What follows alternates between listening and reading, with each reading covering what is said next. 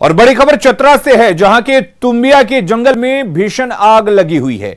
महुआ के फूल और तेंदुपत्ता के सीजन को देखते हुए इन दिनों जंगली क्षेत्र में रहने वाले ग्रामीण अपने फायदे के लिए जंगल में आग लगा रहे हैं। गर्मी की शुरुआत होने पर महुआ के फल गिरने शुरू हो जाते हैं। उसे उठाने के लिए ग्रामीण इन पेड़ों के नीचे आग लगाकर उस जंगल को साफ करते हैं। ग्रामीणों की ओर से लगाई गई आग धीरे धीरे पूरे जंगल को अपनी चपेट में ले रही है। हर साल जंगल में आग लगने की घटना होती है, लेकिन वन विभाग पूरे मामले पर लापरवाह बना रहता है। इससे कीमती वन संपदा की हानि के साथ ही जंगल में रहने वाले जीव जंतुओं की भी जान जा रही है।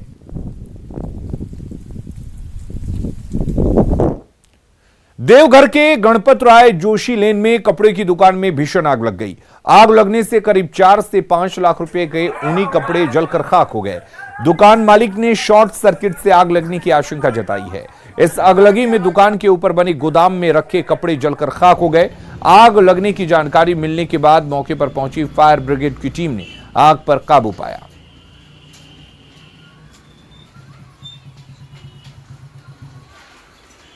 गर्मियां शुरू हो चुकी हैं और अगलगी की घटनाओं में भी इजाफा हुआ है, लेकिन शहर की इमारतें खासकर सरकारी भवनें कितनी सुरक्षित हैं, इसी को जानने के लिए हम निकले। इस वक्त हम हैं मौजूद रांची के समरनालय पर, जहां पर दिखाना चाहेंगे कि फायर सिस्टम इक्विपमेंट, यहां पर तमाम तरह के इक्विपमेंट लगे हुए हैं। वहीं पर जो इक्विपमेंट है वो कितने कारगर हैं ये भी हम जानने की कोशिश करेंगे। हम दिखाना चाहेंगे ये जो इक्विपमेंट है, यहाँ पर फायर अगर कहीं आग लगती है तो उससे बचाव के लिए जो इक्विपमेंट लगे हुए हैं वो कितने कारगर हैं, क्या वो आगलगी की घटनाओं के दौरान यहाँ पर मौजूद लोगों की मदद कर पाएंगे, ये हम दिखाने की कोशिश करते हैं आपको। ये देख सकते हैं कि साफ तौर से 2019 का परचेज किया हुआ ये इक्विपमेंट है और इसकी एक्सपायर्ड जो है वो 2020 में ही हो चुकी है। तो अब यही समझने की ज़रूरत है कि ये इक्विपमेंट जब अगलगी की घटनाएं होंगी तो कितनी कारगर होंगी। ये सिर्फ इस जगह की इक्विपमेंट की ही बात नहीं है, तमाम जो परिसर में लगे हुए इक्विपमेंट हैं, तमाम परिसर के इक्विपमेंट का कुछ यही आलम है, क्योंकि सभी जो हैं एक साथ खरीदे गए थे और उनकी एक्सपायर्ड होने की अवधि भी समान थी। ऐसे में ये इक्विपमेंट लोगों की सुरक्षा आग से तो फिलहाल करते हुए नज़र नहीं आते हैं। आप समझ सकते हैं कि तमाम जिले के अधिकारी जो हैं वो इस इमारत में बैठते हैं और जब यहाँ ये हाल है तो अन्य जगहों का क्या हाल होगा ये शायद बताने की ज़रूरत नहीं है। न्यूज़ 18 के लिए रांची से ओम प्रकाश। झारखंड में राजधानी रांची सहित राज्य के विभिन्न जिलों की सड़क परियोजनाओं के लिए केंद्र सरकार ने बड़ी सौगात दी है। इसके तहत रांची से अन्य जिलों को जोड़ने वाली सड़कों के चौड़ीकरण, मजबूतीकरण, पुल, कलवर्ट और ओवरब्रिज निर्माण होंगे। ये परियोजनाएं करीब 3,395 करोड़ रुपए से ज्यादा की हैं। केंद्रीय परिवहन मंत्री नितिन गडकरी ने वीडियो कॉन्फ्रेंसिंग के जरिए कई परियोजनाएं राष्ट्र को समर्पित की। इन परियोजनाओं में रांची के कचहरी चौक, पिस्का मोड़, बीजूपाड़ा और पिस्का मोड़ से पैमा तक सड़क निर्माण का प्रोजेक्ट भी शामिल है। इसी के साथ केंद्रीय परिवहन मंत्री ने अगले 3 साल में 1 लाख करोड़ रुपए के रोड प्रोजेक्ट्स पूरा किए जाने का भरोसा दिया। बचाने के लिए 3 मवेशी अंडरपास बनाए गए हैं। जमशेदपुर में महुलिया से बहारा गोरा का 72 किलोमीटर लंबा 1116 करोड़ रुपए के लागत से बना 4 लेन सड़क का निर्माण कार्य। ये ओडिशा के खानों से जमशेदपुर को और पश्चिम बंगाल में ऊटी में 40 ऐसे ग्रामीण सड़कें हैं जिन सड़कों का निर्माण होने से नेशनल हाईवे को, राजमार्गों को और अधिक सुगमता से ग्रामीण क्षेत्रों के साथ जोड़ा जा सकेगा। तो इन परियोजनाओं को पूरा करने के लिए जैसे खूंटी जिला में 40 ग्रामीण सड़कें हैं, उसका मैं अलग से गृह मंत्रालय को भी पत्र लिखा हूं और लगातार मैं प्रयत्न कर रहा हूं।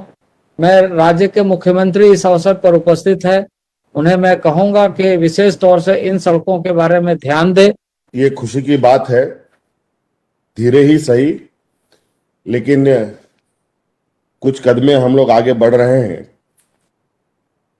आदरणीय गडकरी साहब से आग्रह भी है और थोड़ी हमारी चिंताएं भी है कि जिस तरीके से हम लोग सड़कों को लेकर हमारे राज्य में आगे काम चल रहा है, मुझे लगता है इसमें थोड़ा विशेष ध्यान देना पड़ेगा। स्वाभाविक रूप से झारखंड के विकास के बारे में बहुत महत्वपूर्ण बातों का जिक्र मुख्यमंत्री जी ने भी किया है। मैं उनको विश्वास देना चाहता हूं कि ये सब काम उनकी अपेक्षा के अनुरूप निश्चित पूरे होंगे। मैं मुख्यमंत्री जी आपको विश्वास देता हूं कि हम करीब ये 3 साल के अंदर 1 लाख करोड़ रुपए का कार्य झारखंड में हम निश्चित रूप से पूरा करेंगे।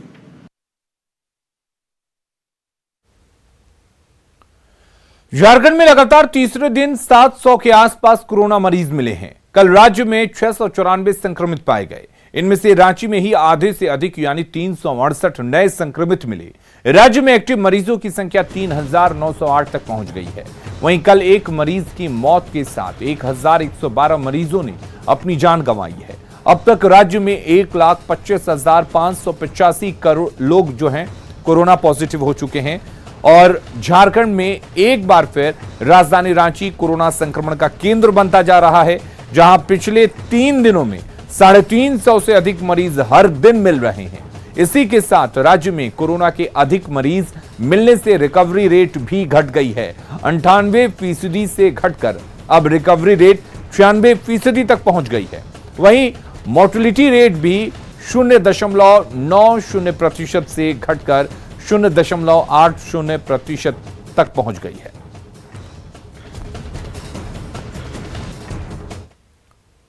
रांची के बिरसा मुंडा एयरपोर्ट पर मेंटेनेंस की वजह से इन दिनों सुबह में काफी ज्यादा यात्रियों की भीड़ उमड़ रही है। लेकिन इसमें सबसे अचरज की बात यह है कि सुबह में दूसरे राज्यों से पहुंच रहे यात्रियों की जांच के लिए कोई मेडिकल की टीम एयरपोर्ट के बाहर मौजूद नहीं रहती है। ऐसे में दूसरे राज्यों से पहुंच रहे यात्री बिना मेडिकल जांच के ही रवाना हो रहे हैं, जिससे संक्रमण का खतरा लगातार बढ़ता जा रहा है। रांची के बिरसा मुंडा एयरपोर्ट का जायजा लिया हमारे सहयोगी संजय कुमार सिन्हा ने।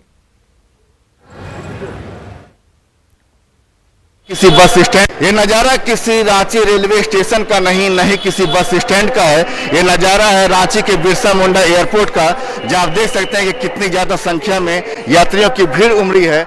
दरअसल इसके पीछे की जो मुख्य वजह है कि बिरसा मुंडा एयरपोर्ट पर इस समय final layer of the runway का काम चल रहा है और रनवे का काम 11 बजे से शुरू होता है, शाम 5 बजे तक चलता है, जिस वजह से सभी फ्लाइट्स जो है 11 बजे से शाम 5 बजे तक की रिशेड्यूल कर दिया गया है। और रिशेड्यूल होने की वजह से सुबह 10:45 तक रांची से करीब 13 फ्लाइट्स यहाँ से उड़ान भर रही हैं और 12 फ्लाइट्स बाहर से पहुँच रही हैं, जिस वजह से यहाँ पर काफ़ी ज़्यादा भीड़ उमड़ी है।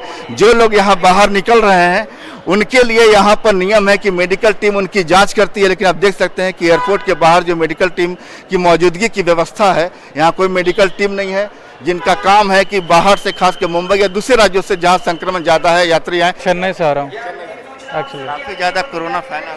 हाँ काफ़ी। नहीं एक्चुअली मेरे फादर की ट्रीटमेंट चल रही थी CMC वेल्लोर में, उसी के सिलसिले में गया हुआ था चेन्नई। जांच आपने कोरोना की कराई होगा? नहीं वहाँ तो कुछ वैसा कोरोना का चेकअप वगैरह नहीं हो रहा है। बिल्कुल, आप देख रहे हैं कि यहाँ पर जो लोग बाहर से भी आ रहे हैं, क्या कहाँ से आ रहे हैं?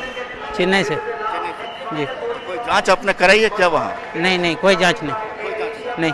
तो लोग जहाँ से चल रहे हैं वहाँ भी उन्होंने कोई जांच नहीं कराई है और ना ही यहाँ पर रांची एयरपोर्ट के बाहर ऐसी कोई जांच की व्यवस्था है यात्रियों के लिए। हमारे कुछ लोगों से बात, सर कहाँ से आ रहे हैं? दिल्ली से। कोई सर दिल्ली में जांच कुछ ऐसी व्यवस्था आपने चलने से पहले कराई हो दिल्ली में कोरोना की? नहीं करवाई नहीं। रेलवे एयरपोर्ट पर क्या हुआ, अंदर में कोई जांच हुई? हाँ, जो जांच करते हैं साधारणतः वो किए हैं। हाँ। कोई ऐसा कोरोना जांच जो आपने नहीं करवाई हो, अंदर करवाई गई हो? उस तरह का नहीं हुआ है। तब देख सकते हैं कि किस तरीके से यहाँ व्यवस्था है। बिल्कुल, कहाँ से आ रहे हैं? दिल्ली। कोई जांच करवाई है दिल्ली में कोरोना की चलने से पहले? नहीं, टेम्परेचर खाली नापा गया था बस। तो रांची एयरपोर्ट नहीं वहाँ भी। अरे यहाँ भी क्या नापा गया? यहाँ भी टेम्परेचर नापा गया। लोगों की भारी भीड़ है और भारी भीड़ की जो जांच होनी चाहिए नियम के तहत, जो प्रशासन की तरफ से जो निर्देश है कि यहाँ पर मेडिकल टीम रहेगी, लेकिन मेडिकल टीम नदारद है, उल्टे भीड़ काफ़ी ज़्यादा है रिशेड्यूलिंग की वजह से। ऐसे हालात में अगर राजधानी रांची समेत राज्य भर में कोरोना बढ़ता है तो उसका जिम्मेदार कौन होगा? संजय कुमार सिन्हा, न्यूज़ 18 रांची। और दुमका में बासुकीनाथ धाम के पंडा समाज की एक आपात बैठक हुई। सभी ने अर्घा से जलार्पण की व्यवस्था पर नाराजगी जताई। पंडा धर्मरक्षणी सभा के सदस्यों ने कहा कि मंदिर से जुड़े किसी भी निर्णय को तत्काल लागू करने की बजाय जिला प्रशासन और मंदिर प्रबंधन को बासुकीनाथ धाम के पंडा पुरोहितों को विश्वास में लेना चाहिए। आपको बता दें कि कोरोना के बढ़ते प्रकोप को देखते हुए जिला प्रशासन ने आदेश पर शुक्रवार से बासुकीनाथ में अर्घा के माध्यम से जलाभिषेक की व्यवस्था बहाल की गई है। अब प्रतिदिन ऑनलाइन आवेदन के जरिए निबंधित 1000 श्रद्धालु ही अर्घा के माध्यम से जलाभिषेक कर पाएंगे। कोविड-19 के संदर्भ में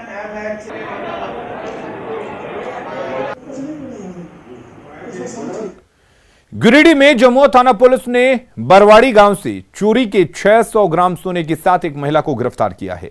महिला के पास से 20 लाख मूल्य के सोने के जेवर बरामद किए गए हैं, जिससे आरोपी महिला ने चोरी के बाद अपने घर पर छिपा रखा था। इस मामले में आरोपी महिला की बेटी को 1 महीने पहले ही नीमिया थाना क्षेत्र से गिरफ्तार किया गया था। आरोपी ने दिल्ली में वसंत विहार के एक कारोबारी के घर से जेवरात की चोरी की थी। हालांकि अभी भी उसके पास से करीब 1 किलो सोना की रिकवरी नहीं हो सकी है, जिसका सुराग लगाने में पुलिस जुटी है।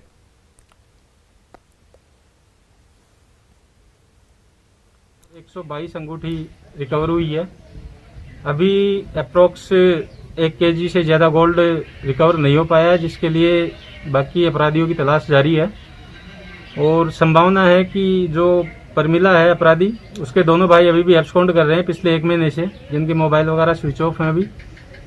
तो ये संभावना जाहिर हो रही है कि मे बी उनके पास में गोल्ड आर्टिकल्स हो सकता है, इस कारण वो एब्सकॉन्ड कर रहे हैं। देवघर के शिवगंगा भैरव घाट पर एक अज्ञात व्यक्ति की डूबने से मौत हो गई। सूचना मिलते ही बैजनाथ धाम मंदिर थाना की पुलिस मौके पर पहुंची, शव को पानी से बाहर निकाला।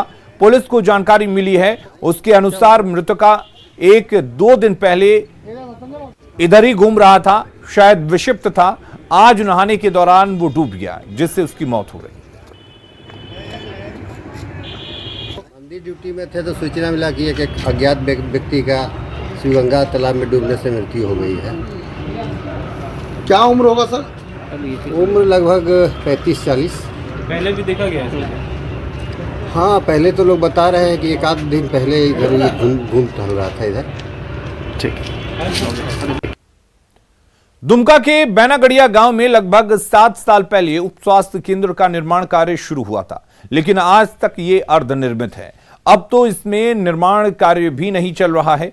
जब इसका निर्माण शुरू हुआ तो ग्रामीणों को उम्मीद थी कि अब हमें बेहतर सुविधा मिलेगी, लेकिन ग्रामीणों के सपनों पर पानी फिर गया। बैनागढ़िया उप स्वास्थ्य केंद्र वर्तमान समय में एक आंगनबाड़ी केंद्र में संचालित किया जा रहा है।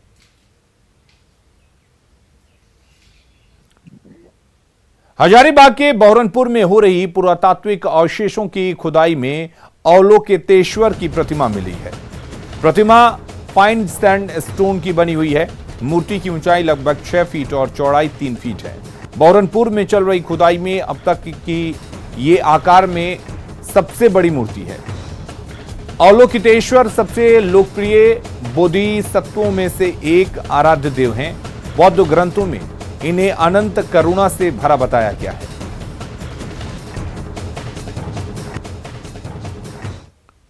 रांची में मोटर व्हीकल एक्ट को ताक पर रखकर 20 से 25 साल पुराने डीजल इंजन वाले ऑटो को चलाया जा रहा है, जिसके कारण प्रदूषण बढ़ता जा रहा है। ऐसे ऑटो का ना तो नंबर प्लेट होता है और ना ही रजिस्ट्रेशन होता है। उसके बाद भी राजधानी के सड़कों पर चलते हैं। ऐसे ऑटो के खिलाफ पुलिस भी कार्रवाई नहीं करती है। इसका जायजा लिया न्यूज 18 संवाददाता उपेंद्र ने।